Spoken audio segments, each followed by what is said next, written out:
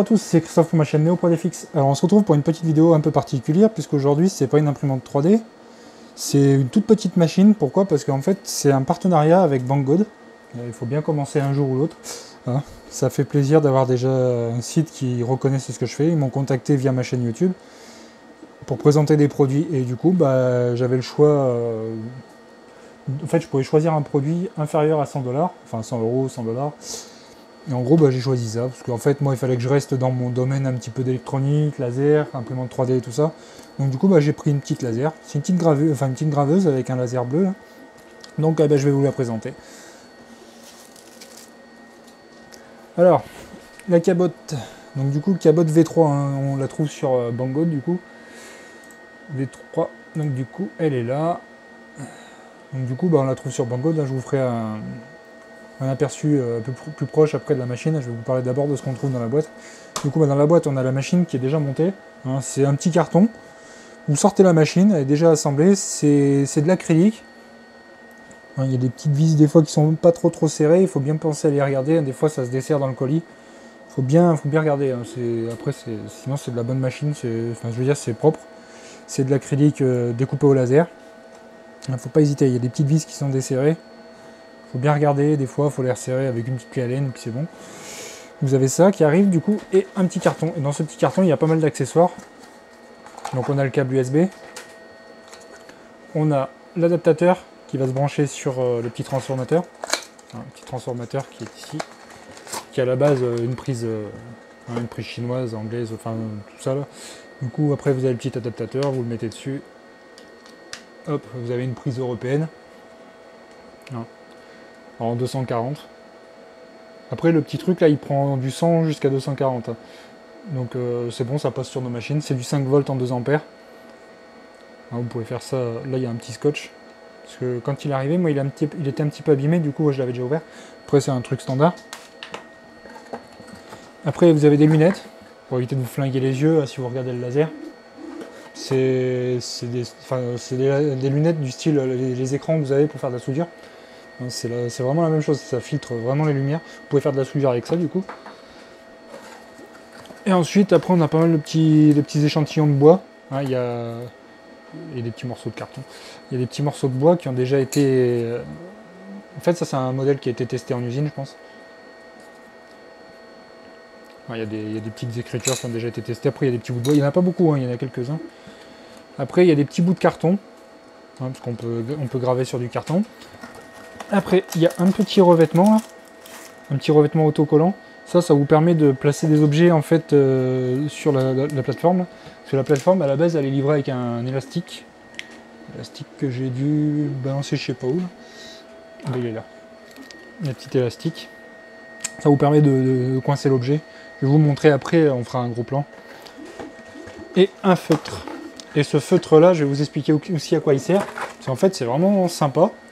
On peut faire des petites choses sympathiques avec. Moi, j'ai fait un petit essai, je vais vous le montrer plus en détail, sur un chargeur. Parce qu'il est blanc et le laser, en fait, il attaque... c'est un laser de 1600 milliwatts, ils disent. C'est bien pour faire de la gravure sur du bois, du carton, en fait, des surfaces qui sont un peu plus sombres. Par contre, des surfaces qui sont claires comme ça, c'est pour ça qu'il y a un feutre. Et je vais vous expliquer comment on fait. Voilà. Donc du coup, j'ai déballé tout le petit bordel. Donc la petite surface, là, quand je vous disais, hein, c'est autocollant, en fait, ça se défait. Là. Vous collez ça directement là-dessus, et ça vous évite de mettre l'élastique. En fait, ça permet de garder les objets en fait, dessus, quoi. Mais ça bouge quand même un petit peu, moi, je trouve. Voilà. Donc, on passe au gros plan. Donc, on peut voir la petite machine, c'est tout simple. Alors là, vous avez la prise secteur, vous avez la prise USB, un petit bouton qui permet de lancer le dernier job qu'on a rentré en fait dans la machine. Si on a rentré un schéma, on rappuie dessus et ça relance exactement le même plusieurs fois de suite en fait. Là, vous avez le petit ventilateur qui permet de refroidir toute la partie ici, ventilation. Hein, c'est un petit heatsink en aluminium qui permet de refroidir le petit laser parce que sinon il va cramer. C'est vraiment fragile comme diode laser. C'est possible que même quand elle arrive déjà, elle soit cramée. Moi la mienne elle a été cramée, du coup ils m'en ont renvoyé une autre, je l'ai reçue quelques semaines plus tard. Ça vient de Chine donc ça met un peu de temps. Par contre celui qui est dessus là, il marche très bien. Après il faut régler la hauteur par rapport à votre pièce pour avoir une focale qui soit pas trop dégueulasse, pour avoir une bonne précision sur votre pièce. Là, on a le petit plateau. Hein, vous pouvez le faire bouger à la main. Hein, c'est des petits chariots, de graveurs DVD. Hein, de toute façon, c'est des petits moteurs tout cons. Il n'y a pas de home. Enfin, il n'y a pas de end stop. En fait, ça vient gratter d'un côté, ça vient gratter de l'autre, et puis ça sait que c'est à 0 en fait. C'est tout con. Je trouve ça un petit peu. Enfin après, ça va, ça risque pas grand chose sur un petit machin comme ça, quoi. Vu ce qu'on va faire avec, de toute façon. Après, vous pouvez faire des petites gravures. Hein. On va en faire une, de toute façon, en live. Ça, c'est celle qui était fournie avec, hein, c'est un essai qu'ils ont fait. Il y a des petits schémas qui sont rentrés dans la machine. Enfin, qui sont rentrés dans leur logiciel, en fait. Alors, du coup, le logiciel, alors il est chiant à trouver, parce qu'en fait, il est sur leur page Banggood. Hein, il y est. Hein. Il y est. Vous avez la V3 et la V3S. La V3S, c'est la nouvelle version, parce qu'en fait, les anciennes, ils avaient tendance à avoir le laser qui cramait, ils ont amélioré l'alimentation et tout. Voilà, donc le logiciel, il vous donne un lien qui est... Alors le lien, des fois, il est là. En fait, il est là, le lien. Mais des fois, ce qui se passe, c'est que la page sur laquelle vous allez aller, voilà, aujourd'hui, ça fonctionne. Mais il y a eu des jours où, des fois, ça déconne. Hein. Il y a des jours où ça déconne. Donc là, vous le téléchargez, hein, moi je l'ai déjà téléchargé sur le PC. Il est possible que ça soit reconnu comme un virus. Hein. Si c'est reconnu comme un virus, il va falloir désactiver votre antivirus, le télécharger et créer une exception dans votre antivirus. En fait, hein. Vous allez créer une exception. Et cette exception-là, en fait, ça va permettre à votre antivirus de dire que ça, c'est pas un virus. Parce que s'il dit que c'est un virus, ça va vous l'effacer à chaque fois. Et du coup, vous ne pourrez pas vous en servir. Donc là, vous le téléchargez. Hein. Moi, je l'ai déjà sur l'ordi. Et on va passer à la partie logicielle. Alors, comme je vous avais dit, le logiciel, vous allez le télécharger, donc vous allez le recevoir ici.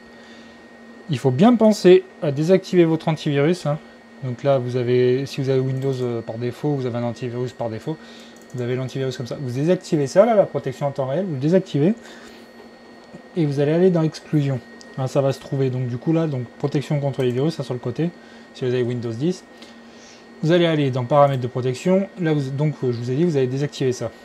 Ensuite, vous allez aller dans exclusion ici. Vous allez dans les exclusions. Vous allez ajouter une exclusion. Fichier. Et là, vous allez aller sélectionner sur votre bureau votre fichier. Donc moi, il se trouve là, Cabot. Donc il a été extrait. Et là, vous allez mettre lui dedans. Vous allez faire ça. Donc, quand votre ordinateur va faire un scan virus, hein, vous pensez bien réactiver votre antivirus. Hein, vous le réactivez. Hein, ça là. Vous les activez bien avant de télécharger, hein, surtout. Vous allez le réactiver. Et du coup, maintenant, il ne sera plus dans les scans antivirus. Parce qu'au début, il était reconnu comme un virus. Là, il ne l'a pas trop fait pour l'instant. Mais on ne sait jamais. Donc, des fois, il est reconnu comme un virus. Parce que comme c'est un auteur chinois, le truc, c'est des fois, ça a du mal à les reconnaître. Donc, du coup, maintenant, vous allez l'ouvrir. Vous branchez surtout pas votre port USB hein, sur votre machine. Pas tout de suite. Hein. Vous branchez... Enfin, d'abord, vous installez le driver USB, là. Hein, vous allez l'installer. Ça va vous demander tout un tas de trucs. Voilà, hop, voilà, c'est fait.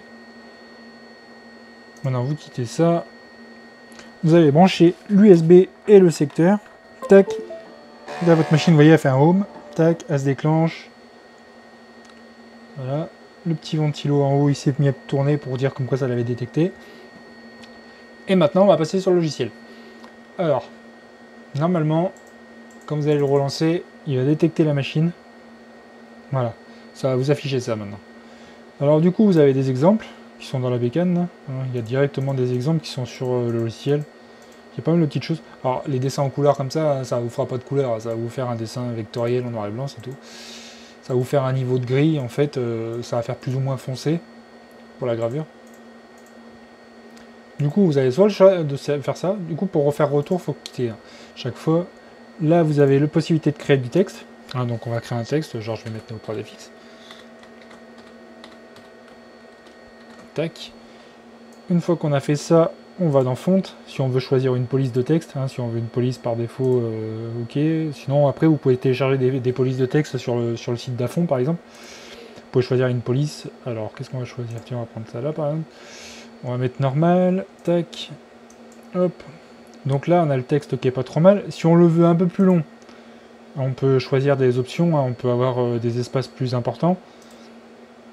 Le texte est trop petit, du coup, on peut augmenter, donc... la taille du texte, on veut mettre, je sais pas, 36 par exemple. Voilà. On va faire OK. Et là, vous voyez, il ne faut pas cliquer tout de suite. Hein. Ça va vous le placer, en fait, en fonction de où vous allez le mettre. Si vous voulez le mettre au milieu de la pièce, vous le mettez au milieu de la pièce. Après, ce sera votre zone d'impression qui sera enfin, à définir par vous-même. Là, on va mettre OK, tac.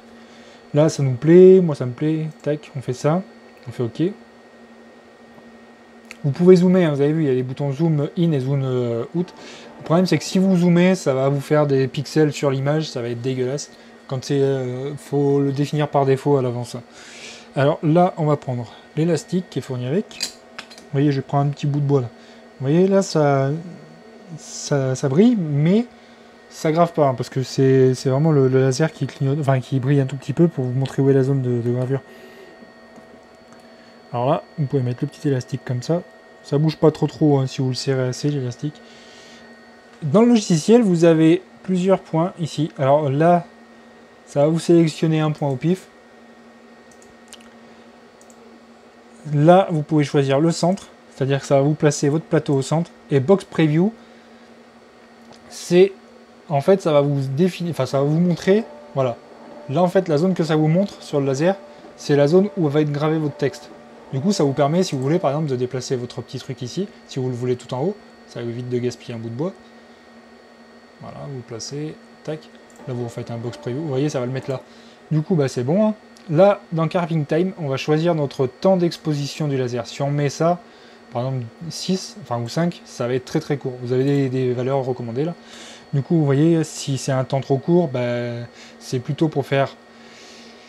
Ça va vous mettre un effet mauvais, hein, et du coup en bas il vous le marque. Hein. 15 à 20 c'est plutôt pour du papier, et en haut là 20 à 40 c'est plutôt pour du bois. Moi du bois en général je mets 35. 35 là c'est pas trop mal. Vous faites un test, hein, vous faites Start. Là il vous explique hein, qu'il faut régler le focus la première fois, vous tournez le petit machin là. Vous pouvez aussi dévisser un tout petit peu les petites vis sur le heatsink là, et le descendre et le monter. Surtout, faites pas ça quand vous avez les doigts dessus, hein, enfin devant le laser, hein, parce que sinon ça va piquer un petit peu. Voilà. Du coup, bah, on met OK, et puis c'est parti. Et là, ça grave. Et là, je vous conseille de mettre les lunettes, hein, si jamais vous regardez.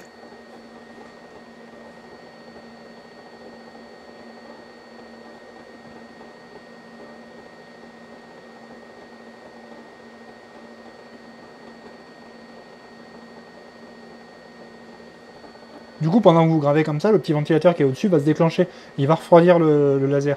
Ce que je vous conseille de faire, si vous avez prévu de faire plusieurs pièces, c'est de laisser le laser refroidir quand même un petit peu, une fois que vous avez fait la première par exemple. C'est pas plus de 30 minutes hein, le laser comme ça. Enfin, moi je dirais même plus de 10 minutes, c'est vraiment grand max. Hein. Parce que les petites lentilles comme ça a tendance à vite claquer. Donc là il nous dit qu'il nous reste 40 secondes. Enfin ça fait 40 secondes que ça a commencé. En général un petit truc comme ça met 2-3 minutes quoi. Après, si c'est un gros dessin qui prend toute la planche en bois, vous pouvez faire pause ici. Hein. Si vous voulez vraiment que le truc refroidisse, vous faites pause, vous remettez start et puis ça repart et ça continue. Alors après, le temps d'exposition, ça va aussi impacter sur votre précision de la pièce, hein, de la gravure. Ça va être plus ou moins dégueulasse si vous mettez trop de, de temps d'exposition, ça va brûler carrément le bois. Si vous en mettez pas assez, ça va à peine le toucher et ça fera une toute petite trace. Il faudra recommencer plusieurs fois. Alors après, ces petits lasers là, moi je trouve qu'ils sont assez précis. Hein, donc quand le petit focus est bien réglé, c'est assez précis pour faire des petits dessins.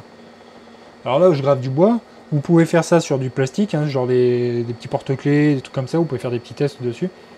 Comme je vous avais expliqué, il y a le feutre, je vais vous montrer à quoi sert le feutre. Je vais vous montrer là à quoi ça sert. Là on a presque fini. Vous voyez, j'avais dit 2-3 minutes. Tac, donc ça vous fait un petit signal pour dire que c'est fini. Là vous pouvez regarder la pièce. Vous voyez, c'est pas trop mal. Hein, c'est pas trop mal. C'est pas trop brûlé, c'est pas mal. C'est pas mal. Ça permettrait de faire des petites cartes de visite, des petits trucs, ou faire des petits bijoux, des petits machins. Vous pouvez faire pas mal de petits trucs avec ça. Par contre, ça découpe pas. Hein, vous pouvez pas découper avec ça, c'est vraiment pas assez puissant. C'est encore peut-être du papier, si vous voulez faire des petits motifs dans du papier, mais vraiment, c'est vraiment pas fait pour. C'est vraiment une petite graveuse en fait. Hein, vous pouvez faire genre, je sais pas, vos porte-clés de voiture, des trucs comme ça, les cartes de voiture, par exemple les cartes Renault, des trucs comme ça, vous pouvez faire des petites gravures au dos, faire des gravures sur du plastique. Après, moi j'avais fait un test, là vous voyez c'est un chargeur de téléphone. J'ai gravé Hermione, le prénom de ma fille. Et du coup, bah ça, pour le faire, parce que ça va pas graver, hein, si vous avez le truc tout blanc comme ça ne gravera pas. Ce qu'il faut faire, vous avez le feutre là. C'est un espèce de feutre pour tableau, tableau blanc là. Ce que vous allez faire, c'est que vous allez faire ça.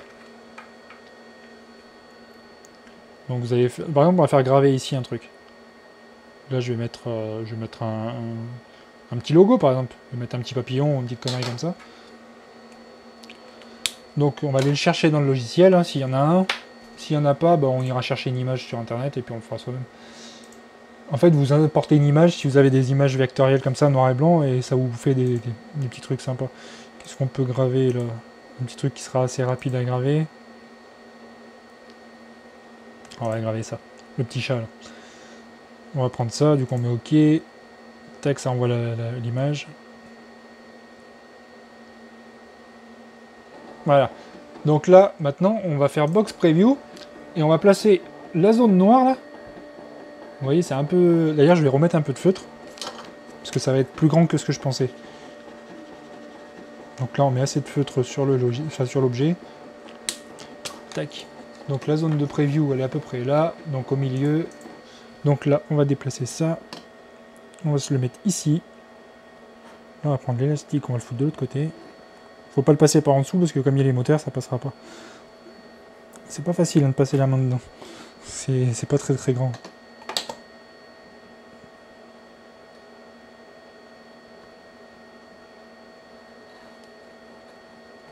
Tac.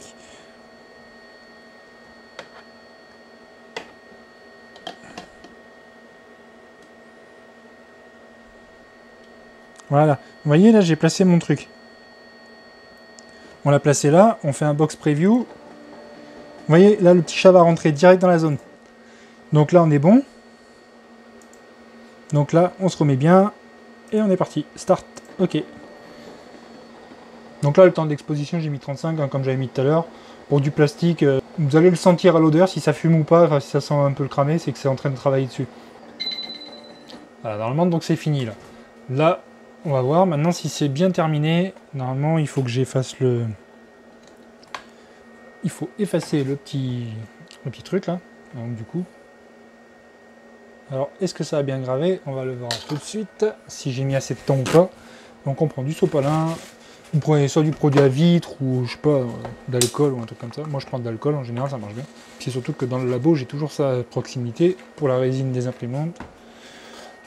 Et là on nettoie la pièce.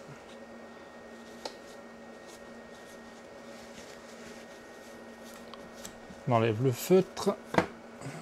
Ah, ça en fout partout, ça bave pas mal. Faut pas hésiter à repasser un petit coup dessus. Voilà, et donc vous pouvez voir que là, ben, on a le petit chat que j'avais mis en fichier. Donc le petit chat là, si j'avais pas mis de feutre, ça l'aurait pas gravé sur le plastique blanc là. Voilà. C'est pour ça qu'il y a un petit feutre qui est fourni avec. La petite surface rugueuse qui est fournie avec également, là, cette petite surface là, c'est fait exprès pour des objets qui glissent pas, enfin qui glissent si vous pouvez pas les mettre avec l'élastique. Genre des objets, je sais pas, des porte-clés, des trucs comme ça, qui ont des formes un peu spéciales. Vous mettez cette petite surface, c'est une espèce de truc un peu statique, un peu gélifié, ça colle en fait, et ça évite que l'objet se décolle. Enfin, que l'objet bouge trop en fait. Voilà. Après, vous avez le carton. On peut faire une petite gravure sur un bout de carton, si vous voulez. Alors après, qu'est-ce qu'on va me demander? Est-ce que ça vaut le coup d'acheter ce petit machin? Bah, pour le prix que ça coûte... 100 $, ça peut être intéressant pour des gens qui auraient besoin de faire des petites gravures. Faire des petites cartes, des petits trucs comme ça et tout. Là, je vais vous montrer à partir d'une photo. On va aller chercher une image du coup. Qu'est-ce que je peux prendre comme image?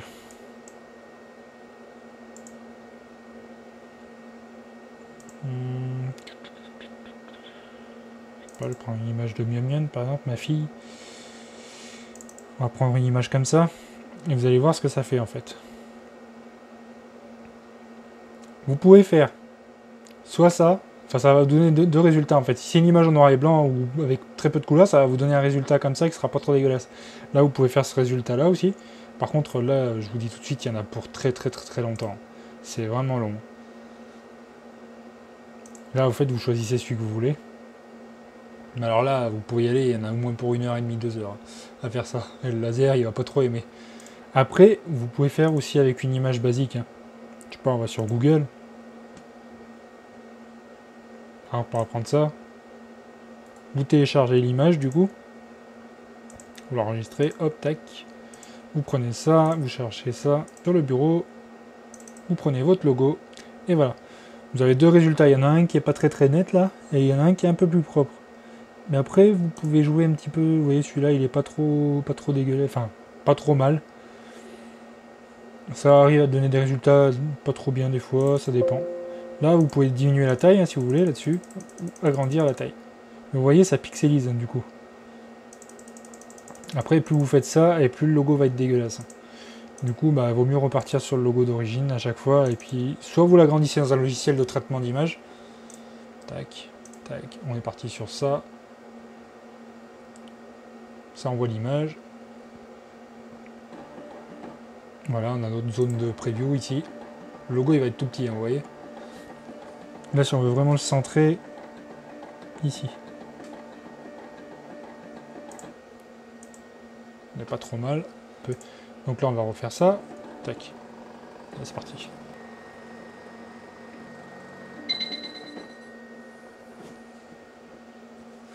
Donc voilà, on a le petit logo qui est gravé là. Le logo YouTube. Vous voyez là, du coup, on voit qu'il est un petit peu blanc. Ça, c'est à cause du temps d'exposition. Il faudrait l'augmenter légèrement et puis ça graverait un peu plus.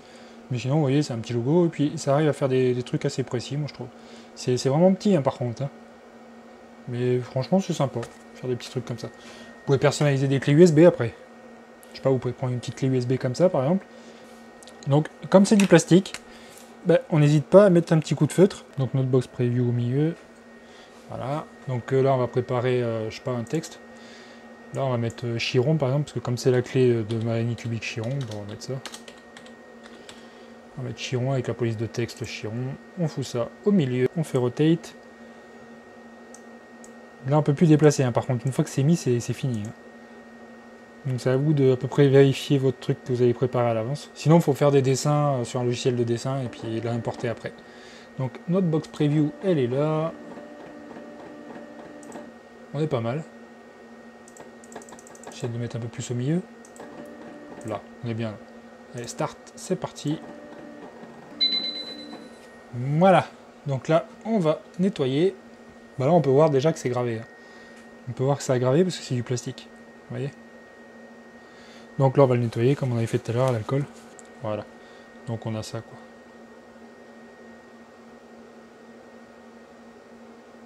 Si je fais la même sans feutre, hein, ça fera pas de noir comme ça. C'est pas obligatoire de mettre du feutre. Hein.